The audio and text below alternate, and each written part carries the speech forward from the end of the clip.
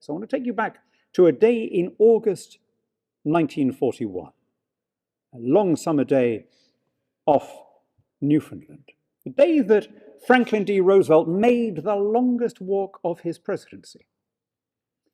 In a way that would nowadays be unimaginable, the media of that time conspired to hide the fact of FDR's disability, his polio, from the population. So every photograph of Franklin Roosevelt showed him seated or standing unaided. But that day, in order to go and see Winston Churchill on the deck of HMS Prince of Wales, the president was determined to walk. His advisors told him not to. They said, "What if the deck bucks? You'll be left in an ungainly heap on the floor." But he insisted. And so, supported by his son on one side and by a naval officer on the other, he made his slow way across the deck while the band of HMS Prince of Wales struck up the Stars and Stripes Forever. And what followed was the greatest imaginable demonstration of what bound and binds our countries together.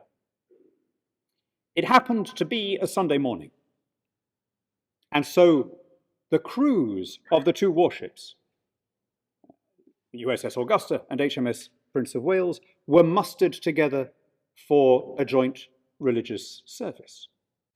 Think of the world as it stood in August 1941. The entirety of the Eurasian landmass, from Brest and Lisbon to Vladivostok, was under one form or another of authoritarian government. Liberty was thrown back to the Anglosphere and a small portion of the Western Hemisphere. The values that he was talking about when he said the same ideals, now, after these long years of Western and Anglosphere hegemony, can seem universal. Free speech and uncensored newspapers, regular elections, equality before the courts, habeas corpus, jury trials. But they were developed overwhelmingly in the language in which you're listening to my words. We talk about them as universal values, but you know what? We're really being polite. They became universal because of the willingness of the English-speaking democracies to deploy proportionate force in defense of freedom. Imagine that the Second World War had ended differently. Imagine that the Cold War had ended differently. There had been nothing universal about them then.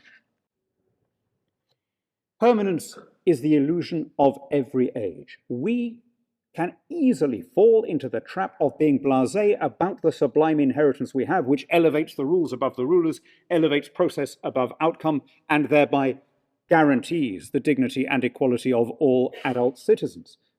It's far more contingent and precarious than we like to admit. It dates in its present form from that meeting in Placentia Bay, which gave rise to the Atlantic Charter, which then effectively became the Allied war aims, which then effectively became the NATO aims, and after 1990 became the dominant form of government on the planet. It's one human lifetime.